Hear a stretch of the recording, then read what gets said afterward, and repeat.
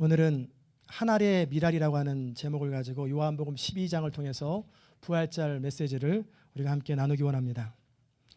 사람은 누구나 열매 맺기 원해요. 인간관계에서도 서로 사랑하며 서로 사랑받으며 아름다운 사랑의 공동체를 누리기는 원하는 것이 우리에게 소망이고, 사업을 할 때도 사업의 열매들이 나타나기를 원합니다. 공부하는 학생들은 공부를 잘하기 원하고, 그리고 사역을 미니스트리 하는 사람들은 그 사역에 열매가 있기를 원합니다. 선교를 하든 우리가 무엇을 하든 구체적인 열매가 드러나기를 원합니다.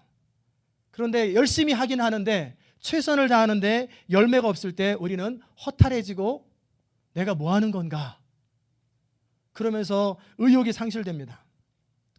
오늘 우리 주님께서는 우리 인생이 어떻게 해야 열매를 맺을 수 있는지 그 비결을 가르쳐 주십니다. 한 알의 미랄의 교훈이에요. 여러분이 오늘 그 말씀을 잘 듣고 그대로 살기만 하시면 우리는 열매 맺는 인생, 참 축복된 인생을 살게 됩니다. 한 알의 미랄이 땅에 떨어져 죽지 아니하면 동글동글 여전히 하나예요. 그러나 죽으면 많은 열매 맺는다고 우리 주님 말씀하셨어요. 또 다른 표현으로 자기 생명을 사랑하는 사람은 잃어버린다. 결국 얻지를 못한다. 그러나 이 세상에서 자기 생명을 미워하는 자는 영생하도록 보존하리라. 우리 주님 말씀하셨어요.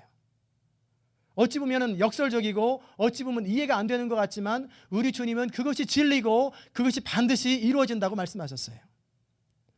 우리 주님의 관심은 우리가 이 땅에 사는 단 몇십 년 동안의 인생을 넘어서서 포함하여서 이제 영원한 관점에서, 하나님 나라의 관점에서 가치 있고 열매 맺는 인생이 무엇인지를 말씀하고 있는 거예요.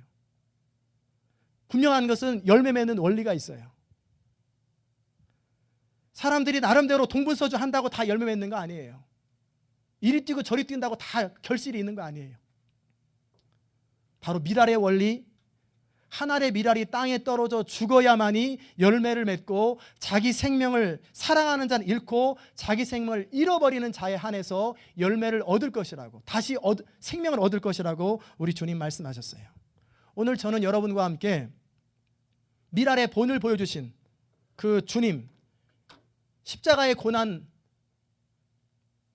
아무런 저항하지 아니하고 그대로 묵묵하게 미랄처럼 썩어서 그리고 사흘 후에 부활하신 그 주님, 그 주님의 말씀을 우리가 살펴봅니다. 그래서 썩는 것이 뭐고 생명을 잃어버리는 것이 무엇인지를 함께 나누기 원합니다. 그 첫 번째는 뭐냐면 자기 이익이 아니라 온전한 헌신하는 것이 썩는 것이다. 요한복음 12장에 보면은 마리아가 예수님의 발 앞에 향유를 붓는 장면이 나와요. 우리 주님은 이 여인의 헌신을 칭찬하셨고, 복음이 전해지는 곳에는 어디든지 이 여인의 헌신과 행실이 전파될 거라고 약속하셨고, 오늘 2000년이 지난 우리는 이 미국 땅 애틀란타에서 그 여인의 행실을 바라보게 됩니다.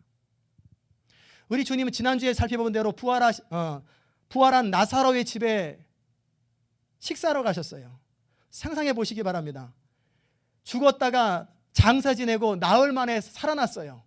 얼마나 경사스럽고 얼마나 영광스럽습니까? 그리고 함께 축하하며 주님의 은혜에 감사하면서 서로 식탁을 나누는 그 자리에 마리아가 예수님 발 앞에 엎드려서 지극히 비싼 향유를 깨트려서 발에 붓는 거예요. 그리고 긴 머리털을 풀러서 예수님의 발을 씻습니다.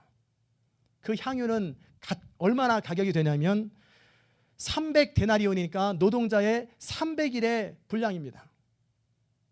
우리 돈으로 계산하면 최소한 2만 불에서 3만 불 가치가 되는 그 향유를 한 번에 발에 쏟아 부는 거예요. 중동 여인들은 결혼을 위해서 값비싼 향유를 지창금처럼 그렇게 마련합니다. 그리고 일평생 그것을 조금씩 사용하는 거예요. 특별한 일이 있을 때, 특별한 어떤 이벤트가 있을 때 그때마다 향유를 바르고 그 향유를 사용합니다. 마리아가 그 향유 옥합을 깨는 것은 이제 결혼도 내려놓고 주님께 모든 것을 다 드린 거예요. 이 헌신에 대해서 우리 주님이 기뻐하셨고 받으셨어요. 얼마나 주님을 사랑하면 주님의 발에 향유를 붓고 머리털로 씻겠습니까? 그런데 이것에 대해서 비난하는 사람들이 있어요. 아주 합리적인 계산으로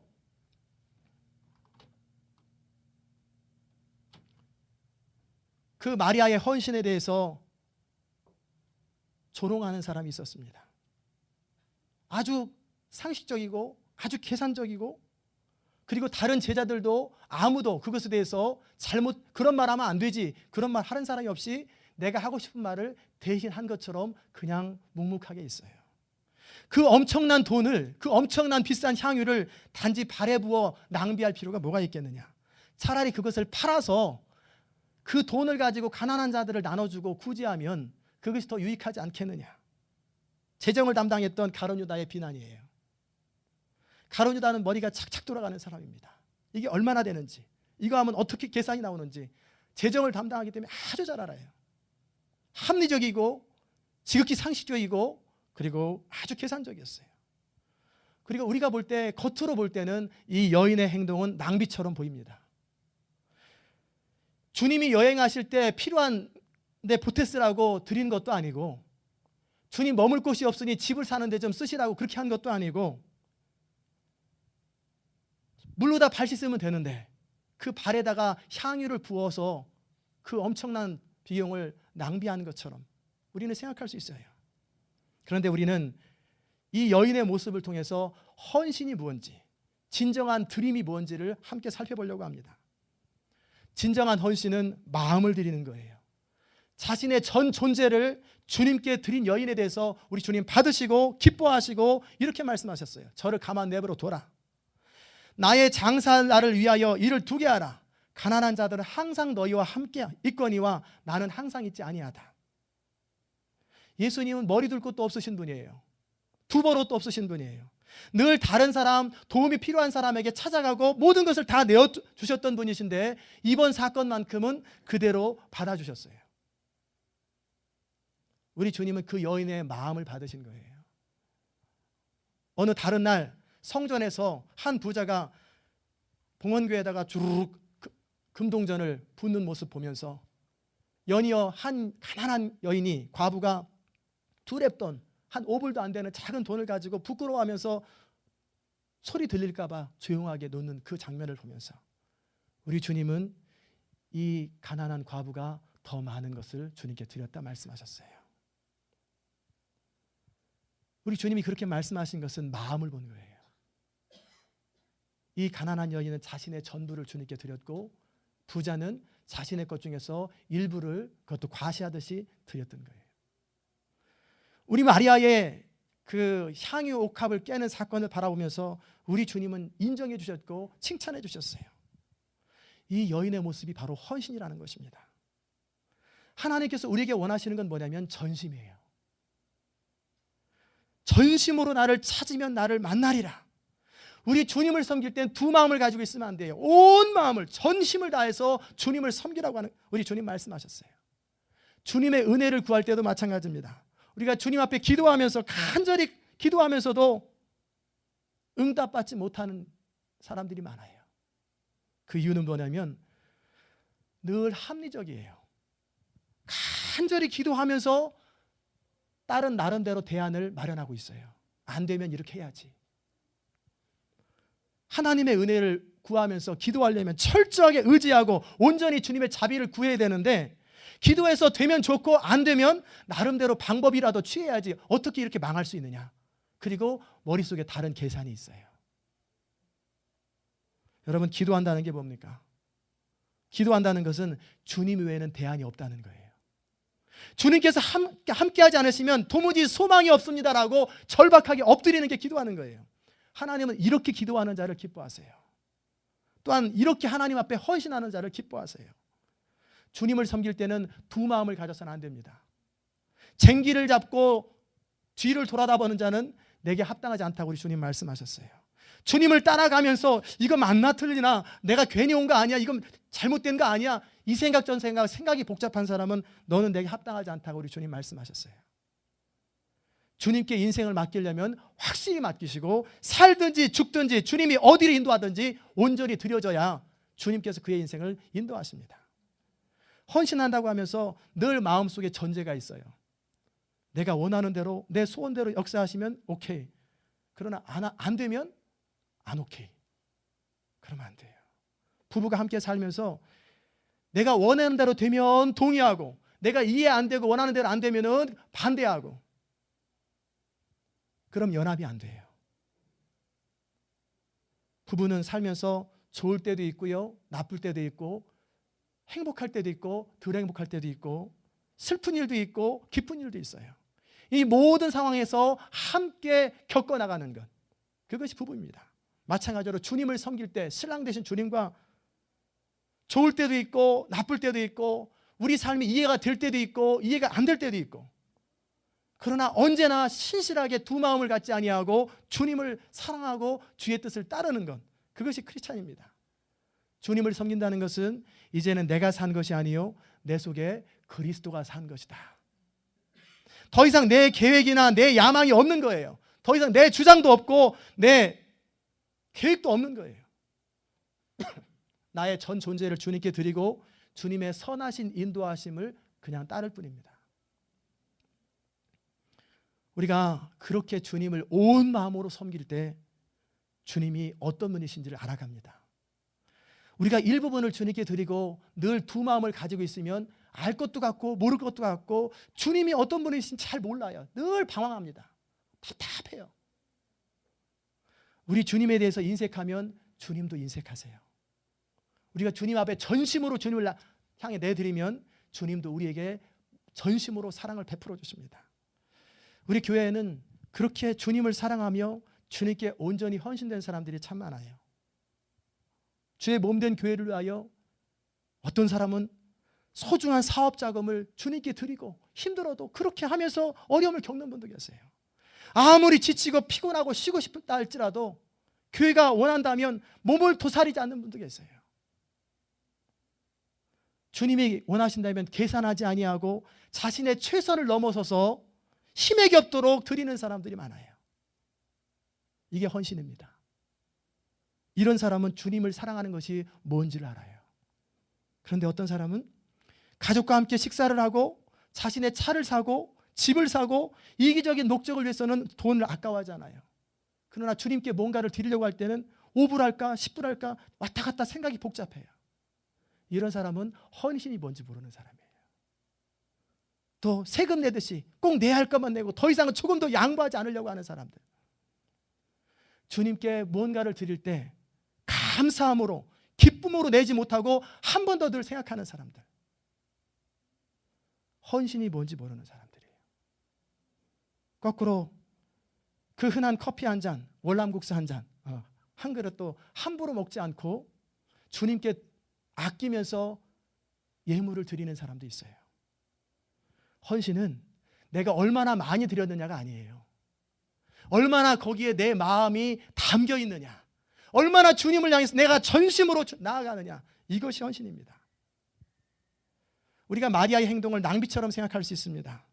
그것을 팔아서 가난한 자들 나눠주면 더 합리적인데, 이런 가룟 유다의 말에 대해서 우리 주님은 분명하게 말씀하셨어요.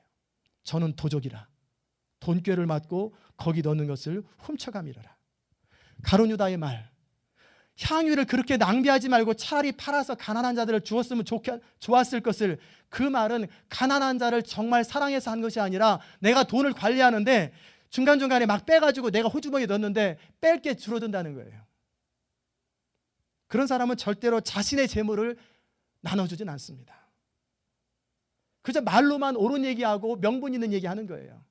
교회가 어떻게 해야 되는데, 이건 어떻게 해야 되는데, 뭐 교회가 자금을 어떻게 써야 되는데, 이렇게 하면서 당신이 한번 해보시죠. 그러면 나는 못하고요. 그런 사람이 가룟 유다 같은 사람이에요. 그때 우리 주님은 명답을 하셨어요. 가난한 사람은 항상 너희와 함께 있으니 언제든지 도울 수 있다. 정말 가난한 사람 돕고 싶으면 네가 도와라, 앞으로. 대신에 이 마리아의 헌신에 대해서는 왈가왈가 하지 마라. 그는 나의 장사할 날을 미리 예비한 귀한 여인이다. 이 마리아는 이제 죽으실 주님을 생각하면서 마지막 뵈는 장면이에요. 그리고 자신의 모든 것을 다해서 주님을 섬기는 거예요.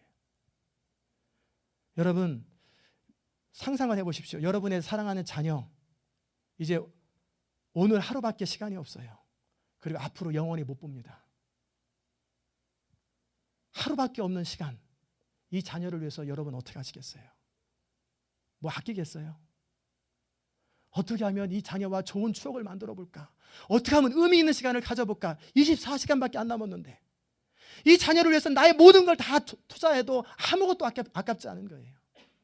그게 바로 사랑의 관계예요. 한 알의 밀알이 땅에 떨어져 죽는다는 것은 바로 이런 것입니다. 계산하지 않는 거예요. 그리고 온전히 드려지는 것. 이렇게 헌신하는 삶은 반드시 열매를 맺습니다. 어느 선교사님이 아프리카를 위해서 간절히 설교하셨어요. 그리고 아프리카 선교 사역을 돕기 위해서 헌금을 하는 시간을 가졌어요. 사람들은 저마다 정성껏 헌금을 했습니다. 근데 한 소년이 헌금 바구니가 자기에게 오자 그 헌금 바구니를 엉덩이에 깔고 앉았어요. 어른들은 이 어린아이의 행동에 대해서 화를 내면서 지금 장난치는 시간이 아니야! 꾸짖었을 때 이 아이는 이렇게 대답합니다. 저도 아프리카 선교를 위해서 뭔가를 드리고 싶은데 나는 아무것도 없어요. 그래서 내 앞으로 남은 인생을 아프리카를 위해서 드리려고 헌금 바구니에 앉아 있는 것입니다. 이게 헌신입니다. 값으로 따질 수 없는 것. 자신의 모든 것을 다 주님께 드렸을 적에 주님은 모든 것으로 갚아주시고 사랑의 관계는 더 깊어지는 거예요. 헌신은 양이 아니에요. 마음입니다. 두 번째, 한 알의 밀알이 땅에 떨어져 죽는다는 말은 이것입니다. 자기 영광을 위하여 일하지 않고 철저하게 하나님의 영광을 위해서 살아가는 것. 요한복음의 테마는 하나님의 영광이에요. 예수님의 삶의 철학은 철저하게 자신의 뜻과 영광을 구하지 아니하고 오직 하나님 아버지의 영광만을 구해요. 한 번도 주님 스스로 당신의 생각대로, 당신의 기분대로, 당신의 자존심을 채우는 방법으로 행동하거나 말하지 않으셨어요. 많은 사람들이 예수님의 기적을 보았습니다. 그런데도 믿지를 못해요. 예수님의 그 탁월한 가르침을 받으면서도 믿어지지가 않아요.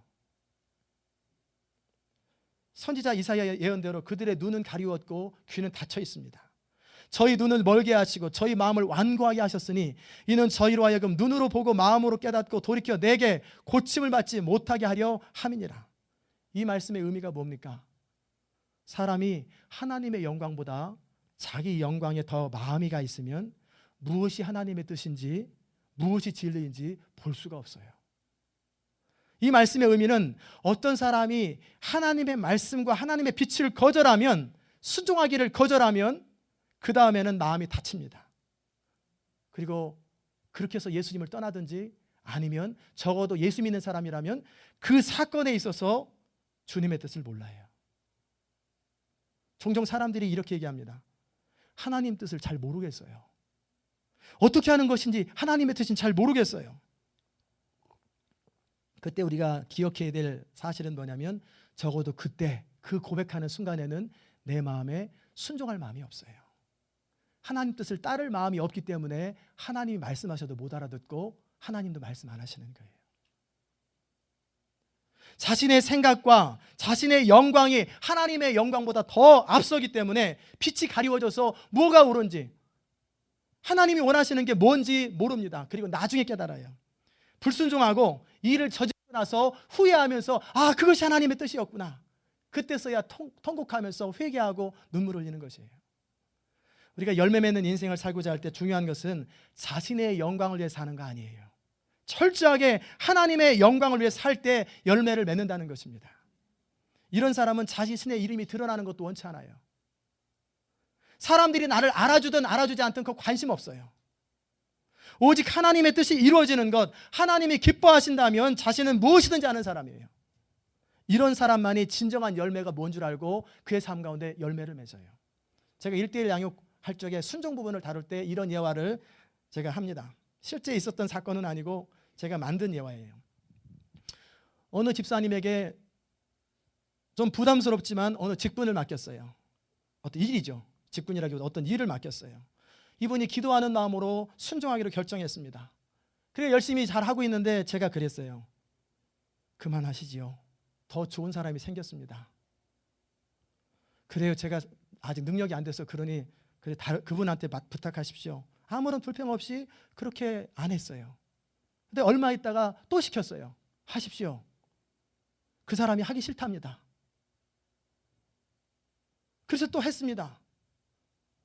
그런데 어느 날 이제 그만하시지요. 아주 적합한 사람이 나타났습니다. 그럴 때 어떻게 하겠어요? 여러분 같으면. 이 집사님 생각에 무슨 생각이 든다고 여러분은 생각하세요? 이 목사님 날 가지고 노나? 내가 그렇게 우습게 보이나? 그리고 분노하면서 자존심 상해하면서 이런 목사님과 함께 할 수 없다고 교회를 떠난다면 여러분은 이 집사님을 어떻게 생각하십니까? 제가 성경 공부할 적에 이거를 만들어서 이렇게 얘기를 해요. 그러나 정말 하나님의 영광을 생각하는 사람은 이럴 때 또다시 자기를 쳐서 복종하는 거예요. 자존심이 상하고 물론 화가 납니다. 그러나 그것이 하나님이 원하신다면 내가 하겠습니다. 이렇게 순종할 때 그의 인생을 통해서 열매가 나타난다는 거예요. 하나님은 항상 우리 중심을 살피세요. 그리고 점검합니다. 열매를 주시기 전에 정말 바쳐진 사람인지 정말 헌신된 사람인지 테스트를 하십니다. 그리고 통과되면 그를 쓰시고 그를 통해서 열매를 나타내세요. 한국 사람이 누구나 아는, 그리고 제가 한국 그 조상들 가운데 제일 좋아하는 사람 누구냐면 이순신 장군. 이순신 장군을 참 좋아해요. 외적이 침입했을 때 수군 통제사로도 자신의 최선을 다해서 군함을 만들고 적을 무찔렀어요. 그래서 막 승리를 거두고 이순신 장군이 그 관할하는 영역에는 외적이 침입하지를 못해요. 그러자 인기가 올라가고 임금이 신임하자 조정에서 모함이 생긴 거예요.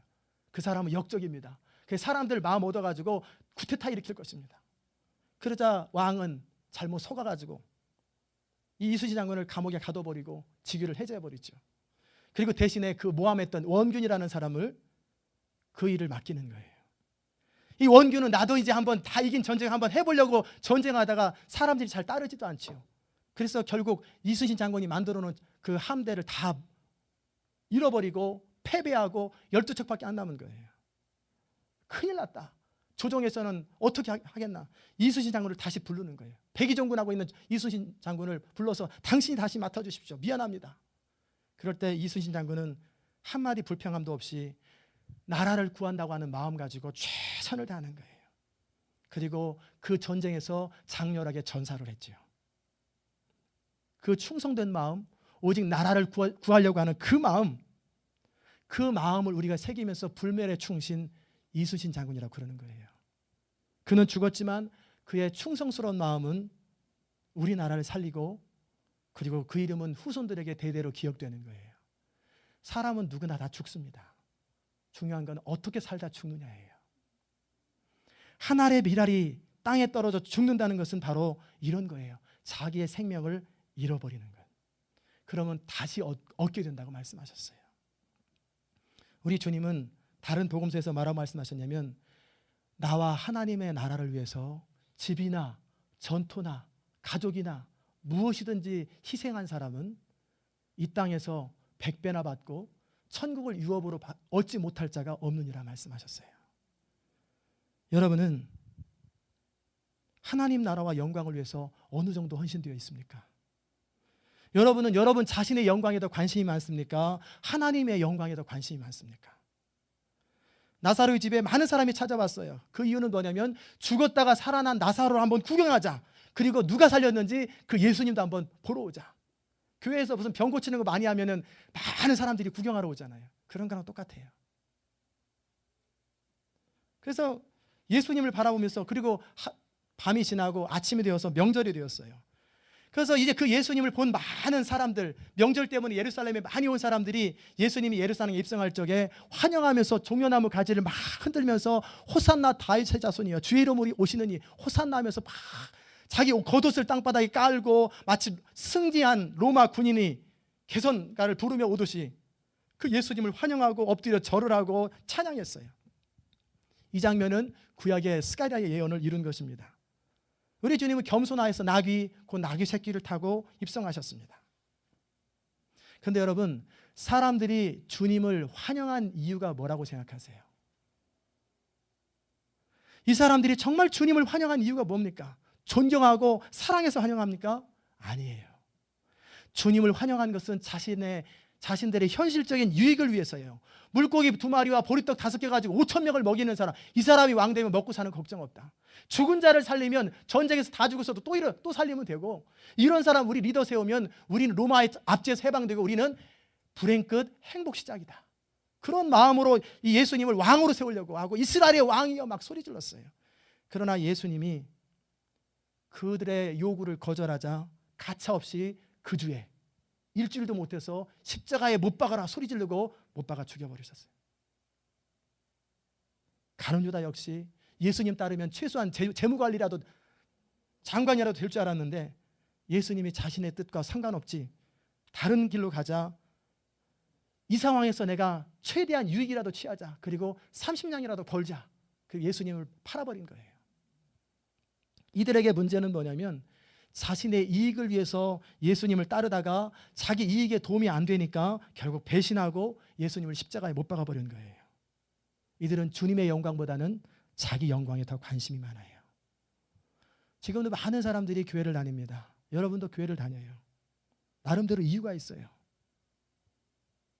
그런데 왜 믿으십니까, 여러분?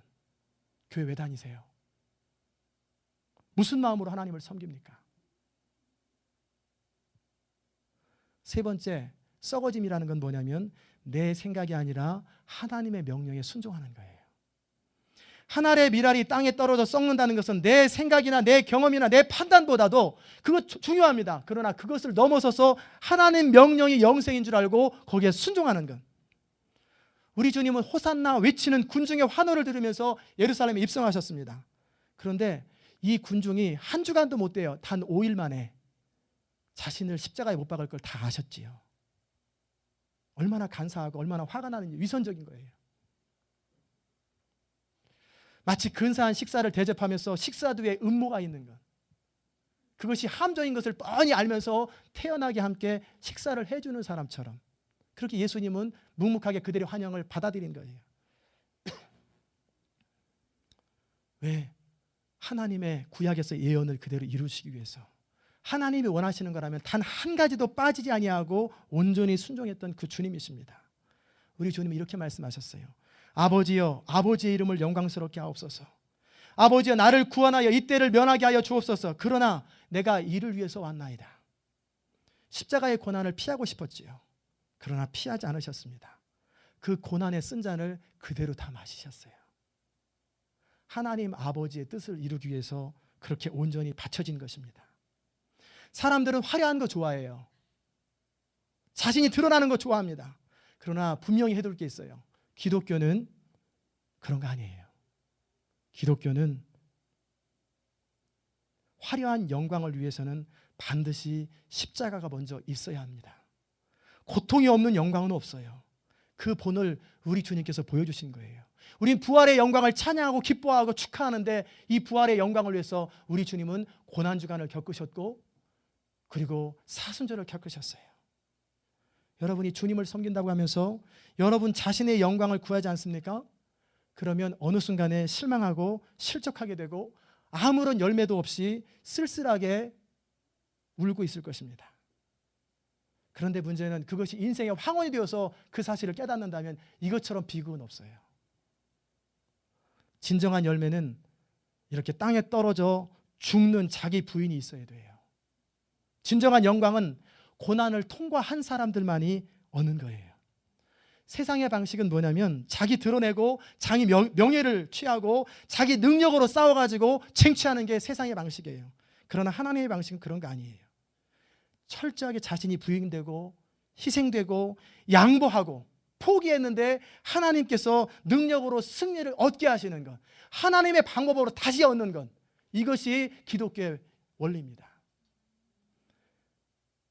부부관계나 또는 성도와의 관계나 기타 인간관계에서 늘 이기려고 하는 사람들, 아직 십자가가 뭔지 모르는 사람들이에요. 꼭 내가 할 말은 해야 하는 사람들, 내가 하고 싶은 이야기를 해야 직성이 풀리는 사람들, 이런 사람은 고통을 통한 영광이 뭔지 모르는 사람이에요. 내려놓았을 때 다시 얻어지는 것이 뭔지 모르는 사람이에요. 기독교는 죽어야 살고 져야 이기는 종교입니다. 그래야 하나님의 영광이 드러나요. 그렇지 않으면 우리 자신의 영광이 드러나요. 우리는 쉽게 이런 말 합니다. 내가 뭘 했어? 내가 그럴 줄 알았지? 그 말 배후에 뭐가 있는지 아세요? 자기가 부인되지 못한 자기 영광을 드러내는 허탈한 마음이 있는 거예요. 내가 시키는 대로 하지. 내 말대로 하지. 그리고 되나 안 되나 봤다가 결과 나타나면 거봐! 그게 뭡니까? 자기가 부인되지 않은 거예요. 자기 의의를 드러내는 거예요. 이럴 때는 결단코 하나님의 영광을 드러나지 않고 갈등만 일어납니다. 여러분이 정말 하나님의 영광을 사모하신다면 주님의 본을 따르십시오. 우리 주님은 이렇게 말씀하셨어요. 나를 믿는 자는 나를 믿는 것이 아니요 나를 보내신 이를 믿는 것이며 나를 보는 자는 나를 보내신 이를 보는 것이라. 나는 빛으로 세상에 왔나니 무릇 나를 믿는 자로 어둠에 거하지 않게 하려 함이로라. 사람이 내 말을 듣고 지키지 아니할지라도 내가 저를 심판하지 아니하노라. 내가 온 것은 세상을 심판하려 함이 아니요 세상을 구원하려 함이로라. 나를 저버리고 내 말을 받지 아니하는 자를 심판할 이가 있으니 곧 나의 한 그 말이 마지막 날에 너를 심판하리라. 내가 내 자유로 말한 것이 아니요 나를 보내신 아버지께서 나의 말한 것과 이룰 것을 친히 명령하여 주셨으니 나는 그의 명령이 영생인 줄 아노라. 그러므로 나는 나의 이르는 것은 내 아버지께서 내게 말씀하신 것을 그대로 이루노라. 우리 주님은 철저하게 하나님이 원하시는 것만 하셨어요. 마귀에게 눌려서 종살이하는 우리를 구하시기 위해서 이 땅에서 그 모욕을 당하신 거예요. 우리를 구원하시기 위한 하나님의 사랑 그리고 명령 앞에 온전히 순종해 드린 거예요.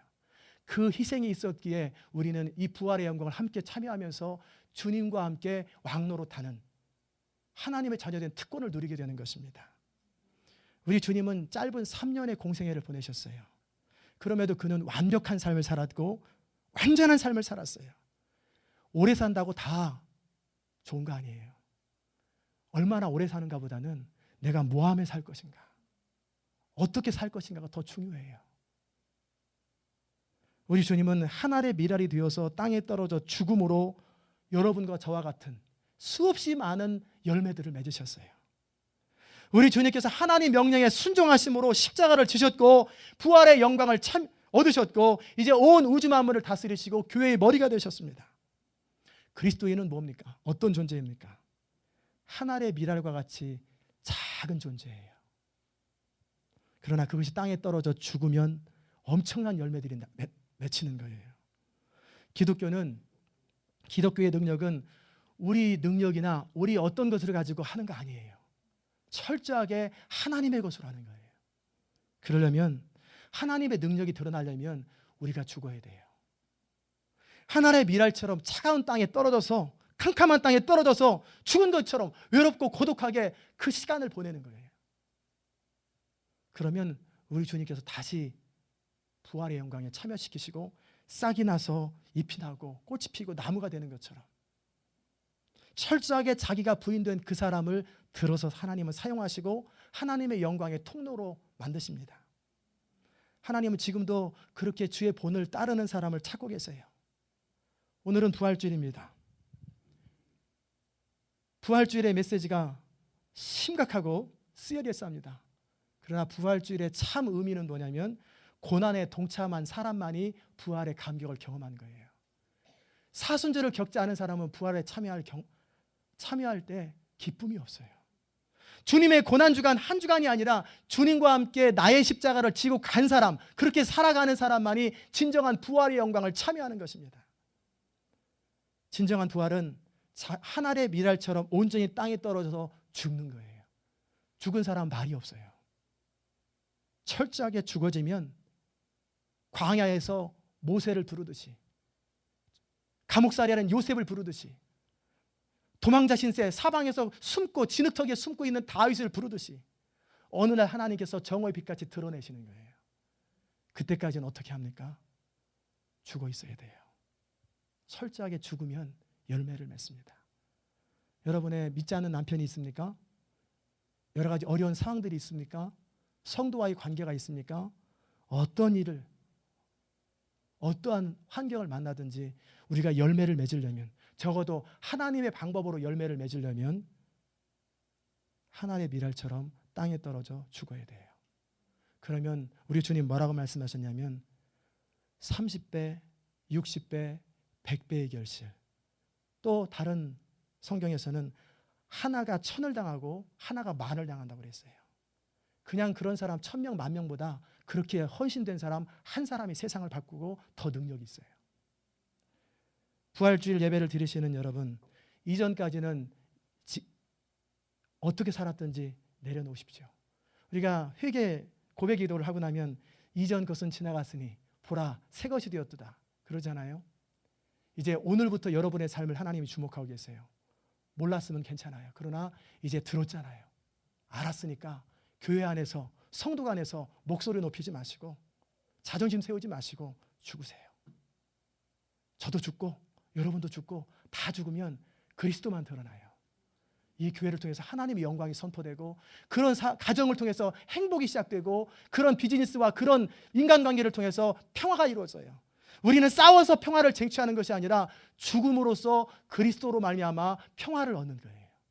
그래서 주님은 아무든지 나를 따르려거든 자기를 부인하고 자기 십자가를 지고 나를 쫓을지니라. 이게 우리 힘으로는 안 돼요. 어렵죠. 그렇기 때문에 순간순간 성령을 의지하는 거예요. 성령님 나와 함께 하소서. 내 의지를 굴복시켜 주옵소서. 네 자존심을 꺾어 주시옵소서. 내 혈기를 꺾어 주시옵소서. 성령님 나를 이끌어 주옵소서. 순간순간 성령 앞에 엎드려서 기도하는 사람, 깨어서 기도한 사람만이 예수님처럼 그 고난에 참여할 수 있어요. 그러나 깨어서 기도하지 못한 사람은 어려움의 순간이 되면은 다 도망가 버리고 피해 버리고 핑계대 버리고 결국 고난의 쓴 자를 얻지 못합니다. 간절히 원합니다. 이제 오늘 말씀을 들은 여러분과 저는 하늘의 미랄처럼 땅에 떨어져 죽읍시다.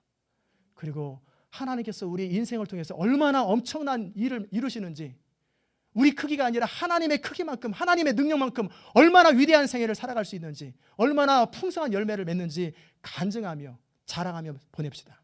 이것이 우리를 향한 부활절의 메시지입니다. 기도하십시다. 하나님 아버지, 은혜를 진심으로 감사합니다.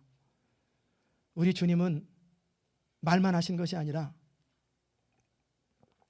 친히 십자가를 지셨고 하늘의 미랄처럼 땅에 떨어져 죽으셨기에 하나님의 전능하심으로 말미암아 부활의 영광에 동참하시고 수없이 많은 사람들을 주께로 인도하는 그런 놀라운 일을 이루셨음을 인하여 감사합니다.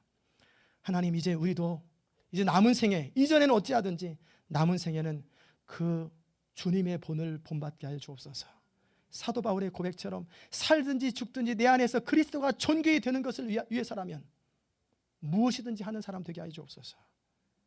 이를 위해서 날마다 자기를 쳐서 죽기까지 복종시키는 자기 부인의 사람, 썩어진 미랄과 같은 사람이 되게 하여 주옵소서.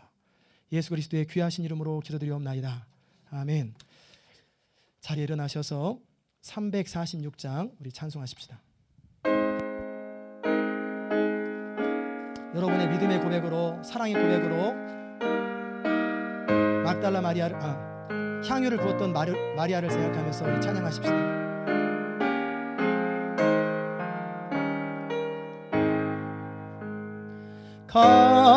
값비싼 향유를 주께 드린 막달라 마리아 본받아서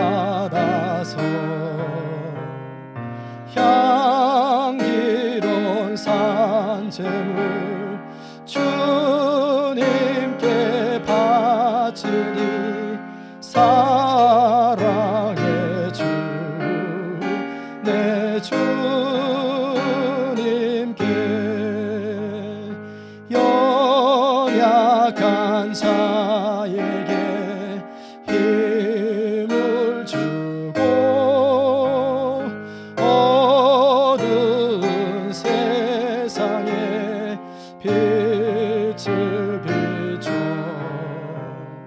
성실과 인내로 내 형제 이끌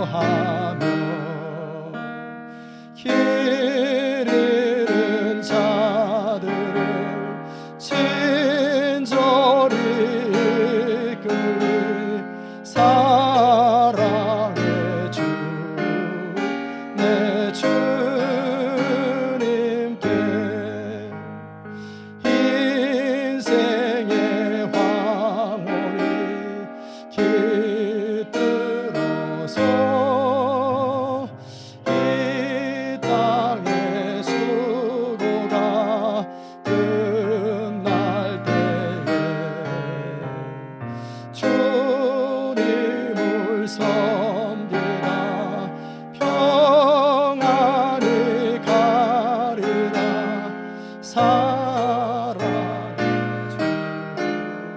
내 주님께. 이 시간 우리 반주 나가는 동안에 기도하십시다. 오늘 말씀을 들으면서 여러분 가운데 찔림이 있다면 그냥 넘어가지 말고 회개하십시다. 하나님 앞에 회개하면서 주님 내가 부족합니다. 주님 나를 불쌍히 여겨달라고 기도하십시다. 그리고 이제는 한 알의 밀알처럼 살기 원합니다. 철저하게 썩어진 인생, 그리함으로 열매 맺는 인생, 우리를 통해서 하나님만, 그리스도만이 존귀히 되고 드러나는 그런 인생. 이제는 더 이상 내 의견 주장하지 않고 서로 싸우지 않고, 내가 한 사람이 죽어지면 싸울 일이 없어요. 정말 겸손하게 주님의 본을 본받기 원한다고, 그렇게 헌신하기 원한다고 이 시간 여러분의 고백으로, 여러분이 들릴 수 있는 언어로 기도하십시다. 은혜로우신 아버지 하나님, 참으로 감사합니다. 하나님, 오늘도 부활절 주님 앞에 우리 자신을 돌아보게 하시니 감사합니다. 이 땅에 얼마나 많은 갈등이 있고 얼마나 많은 아픔이 있습니까? 그 배후에 악한 영의 세력이 있고 또 우리의 자존심이 있고 썩어지지 못하고 죽어지지 못한 한 알 그대로의 미랄이 있었음을 고백합니다. 하나님, 부부의 관계 속에서, 부모 자녀의 관계 속에서, 형제의 관계 속에서, 성도와의 관계 속에서, 교회와의 관계 속에서, 직장의 파트너 관계 속에서 얼마나 많이 우리의 생각을 주장하고 우리 의견을 주장하고 이기려고, 포기하지 않으려고 얼마나 많이 그렇게 울다가 몸부림치다가 결국 쓰라린 패배만 경험한 채, 아픔만 경험한 채 살아가고 있었습니까? 하나님, 이제는 돌이키기 원합니다. 정말 돌이키기 원합니다. 이렇게 열매 없는 인생을 언제까지 살아야 됩니까?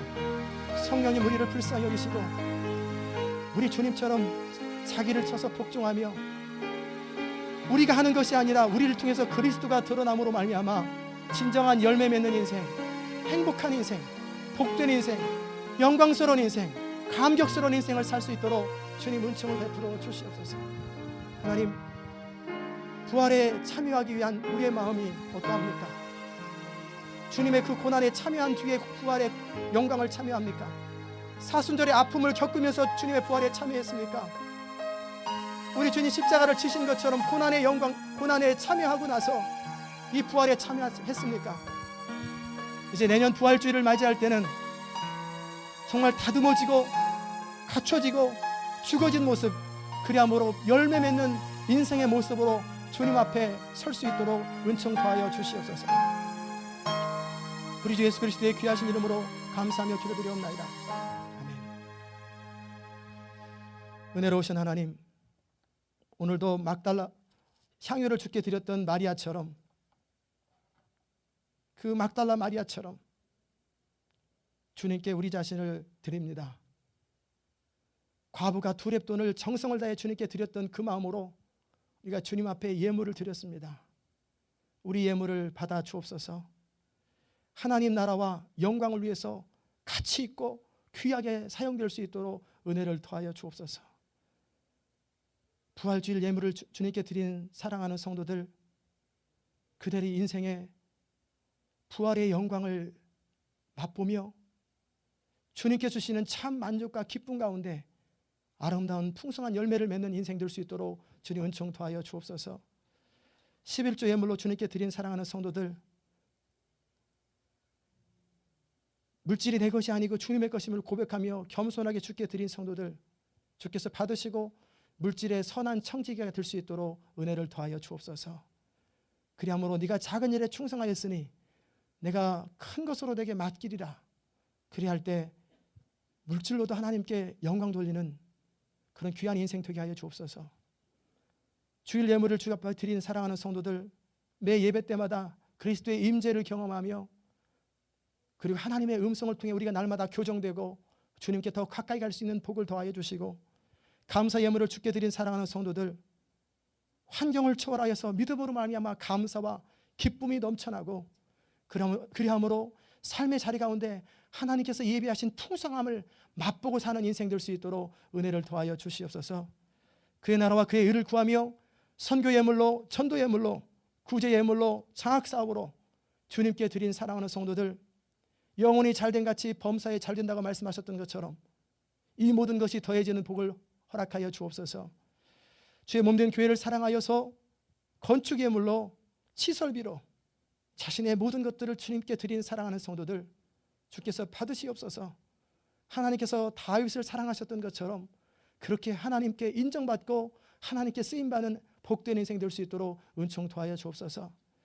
아무도 모르게 숨어서 주님을 섬기며 그리고 힘들고 어려워도 불평하지 아니하고 묵묵하게 자기 자리에서 주님을 섬기는 귀한 성도들, 그들 인생 가운데 선하신 하나님, 신실하신 하나님을 맛보아 알 수 있는 복을 허락하여 주옵소서. 이제 우리의 물질과 함께 우리의 마음과 우리의 인생 전체를 주 앞에 내어드리오니 받으사 하나님 나라와 영광을 위해서 값지게 쓰여질 수 있도록 은혜를 더하여 주옵소서. 감사드리며 예수 그리스도의 귀하신 이름으로 기도드리옵나이다. 아멘. 위탁의 말씀을 드립니다. 아멘. 주여 함께 하시옵소서. 그렇게 응답하시기 바랍니다. 평화 가운데 세상으로 나가십시오. 용기를 가지고 선한 것을 붙잡고 누구에게도 악을 악으로 갚지 말고 마음이 약한 자들에게 용기를 주고 연약한 자들의 힘이 되고 고통 가운데 있는 자들을 도우며 모든 사람들을 존경하고 성령이 주시는 능력 가운데 기쁨으로 주님을 사랑하며 섬기십시오. 아멘. 주여 함께 하시옵소서.